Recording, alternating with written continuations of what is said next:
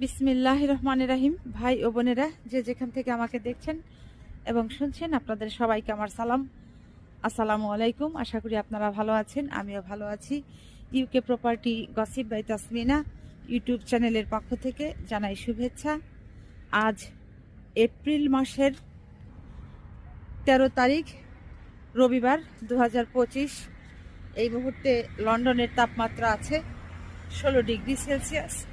তবে হঠাৎ করেই সারা আকাশ মেঘে ছেয়ে গেছে, কিছুটা এজন্য অন্ধকার অন্ধকার লাগছে। তো যা হোক, আজ যে বিষয়টি নিয়ে কথা বলতে চাচ্ছি সেটা হলো যে বাংলাদেশে আজ ব্রিটিশ একজন এমপির নামে আদালত গ্রেপ্তারি পরোয়ানা জারি করেছে। বুঝতেই পারছেন তিনি কে। তিনি আর কেউ নন, তিনি বাংলাদেশি বংশোদ্ভূত ব্যক্তি। তার নাম টিউলিপ সিদ্দিক, যিনি বাংলাদেশের সাবেক ভারত পলাতক মন্ত্রী শেখ হাসিনার ভাগ্নি এবং শেখ মুজিবের নাতনি। সে বিষয়টি নিয়ে আজ আমি আপনাদের সাথে কথা বলতে চাচ্ছি। আপনারা জানেন যে গত 5ই আগস্ট 2024-এর পর বাংলাদেশে এই শেখ হাসিনা কোন কোন সেক্টরে দুর্নীতি করেছে, অর্থ পাচার করেছে এবং তার সাথে যোগ সাজসে কারা কারা ছিল, এগুলো নিয়ে বিভিন্ন রকমের তদন্ত চলছে। তো সেই তদন্তের ধারাবাহিকতা ধরে বেশ কয়েকটি শেখ হাসিনার নামে এবং যারা তার সাথে ছিল তাদের নামে, সাঙ্গপাঙ্গদের নামে মামলা হয়েছে।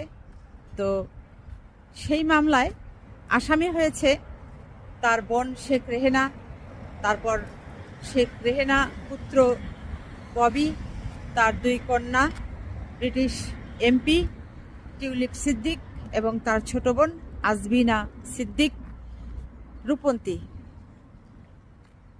এই অনেকগুলো মামলার ভেতরে আজ 3টি মামলার তাদের গ্রেপ্তারি পরোয়ানা জারি হয়েছে, অর্থাৎ আদালত তাদেরকে গ্রেপ্তার করবার নির্দেশ প্রদান করেছে। এখন কথা হচ্ছে, এই ব্রিটিশ এমপি টিউলিপ সিদ্দিক তিনি তো বাংলাদেশে নেই, তিনি তো এই যুক্তরাজ্যে। এখন স্বেচ্ছায় তিনি যদি বাংলাদেশে গিয়ে ধরা দেন, আটক হন, তার বিচার হবে। আর যদি তিনি স্বেচ্ছায় না যান, তাহলে হয়তো দেখা যাবে যে আন্তর্জাতিক আদালতের মাধ্যমে, ইন্টারপোলের রেড অ্যালার্টের মাধ্যমে হয়তো তাকে ধরার চেষ্টা করা হবে। তো এমত অবস্থায় এই ব্রিটিশের কি আইন নিয়মকানুন সেটি সম্পর্কে যারা আইন বিশেষজ্ঞ আছেন তারা ভালো জানবেন যে এই শেখ রেহেনা কন্যা টিউলিপ সিদ্দিকের এমপি পদ কি এই যুক্তরাজ্যে থাকবে নাকি বাতিল হয়ে যাবে। গত কয়েক মাস আগে তিনি মন্ত্রিত্বের পদ হারিয়েছেন এই যুক্তরাজ্যে তার বাড়িঘর থাকবার কেলেঙ্কারি নিয়ে। এখন আবার বাংলাদেশে যেহেতু তার নামে বেশ কয়েকটি মামলা হয়েছে, আজ আদালত থেকে নির্দেশ প্রদান করেছে তাকে গ্রেপ্তার করার। তো এমত অবস্থায় নিশ্চয়ই বাংলাদেশ সরকার এই ব্রিটিশ সরকারের কাছে আবেদন জানাবে যে তাকে গ্রেপ্তার করার। তো সেক্ষেত্রে এখনও আসলে একটা টালমাটাল পরিস্থিতি চলছে যে তার মন্ত্রিত্ব হারিয়েছে, এখন তার এই এমপি পদ কখন হারিয়ে যায়। রাজুকের 30 কাঠা প্লটের বরাদ্দ নিয়ে দুর্নীতি দমন কমিশন মামলাটি করেছিল এবং বেশ কয়েকটি মামলাই করেছিল। সেই মামলার আসামি হলেন এই সাবেক ভারত পলাতক মন্ত্রী শেখ হাসিনা, তার বোন শেখ রেহেনা এবং শেখ হাসিনা কন্যা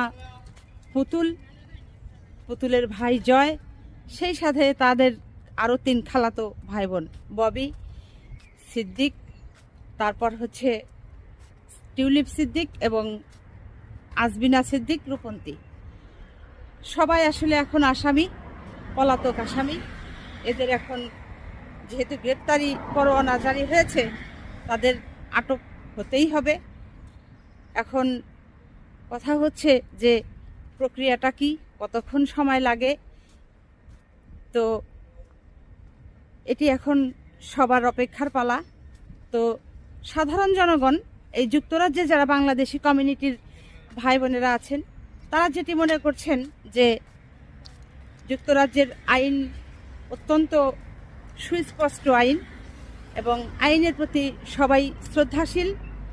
যেহেতু এই টিউলিপ সিদ্দিক তিনি একজন বাংলাদেশের আসামি এবং দুর্নীতি করে তিনি আসামি হয়েছেন, মামলা খেয়েছেন, তাকে এখন বিচারের সম্মুখীন হতে হবে।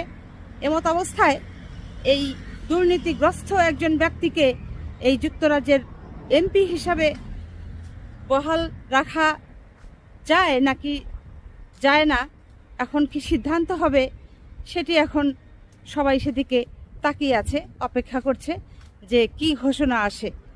টিউলিপ সিদ্দিক কখন তার এই এমপি পদ থেকে তাকে অপসারণ করা হয়, এই খবরটি কখন ঘোষণা করা হয়। এখন শুধু বাংলাদেশি কমিউনিটি নয়, সকলেরই এখন চোখ সংবাদপত্র মাধ্যমগুলোতে যে কখন এটি ঘোষণা আসে যে টিউলিপ সিদ্দিক এমপি থেকে সরে গেছে কিংবা তাকে অপসারণ করা হয়েছে, তাকে অব্যাহতি দেওয়া হয়েছে।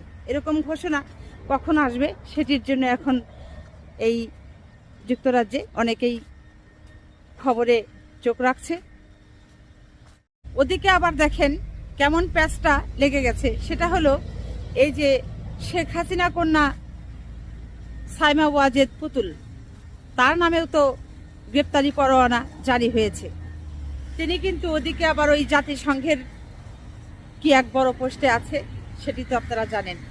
এখন এই জাতিসংঘেও কি এরকম দুর্নীতির দায়ে অভিযুক্ত ব্যক্তিকে কিংবা যার নামে রাষ্ট্র মামলা করেছে, সেই মামলার তিনি একজন আসামি, এই ধরনের ব্যক্তিকে জাতিসংঘও এরকম একটি গুরুত্বপূর্ণ পদে রাখবেন নাকি তাকেও অপসারণ করবেন, সেটি নিয়েও একটা গুঞ্জন উঠেছে এবং তার পদে টিকে থাকাটাও একটা টানাটানি শুরু হয়ে গেছে। মানে সব দিক দিয়েই বলতে পারেন যে ওই শেখ পরিবারের পায়ের নিচে মাটি ধীরে ধীরে একেবারেই সরে যাচ্ছে, এরকম একটা পরিস্থিতিতে সব কিছু চলে যাচ্ছে। তো যা হোক, এখন আসলে বৃষ্টি শুরু হয়ে গেছে, আমি আর কথা বাড়াচ্ছি না। সবাই ভালো থাকবেন, সুস্থ থাকবেন এবং আমার জন্য দোয়া করবেন। আমার এই চ্যানেলটিতে লাইক, কমেন্ট, শেয়ার এবং সাবস্ক্রাইব করবেন। আসসালামু আলাইকুম, আল্লাহ হাফেজ।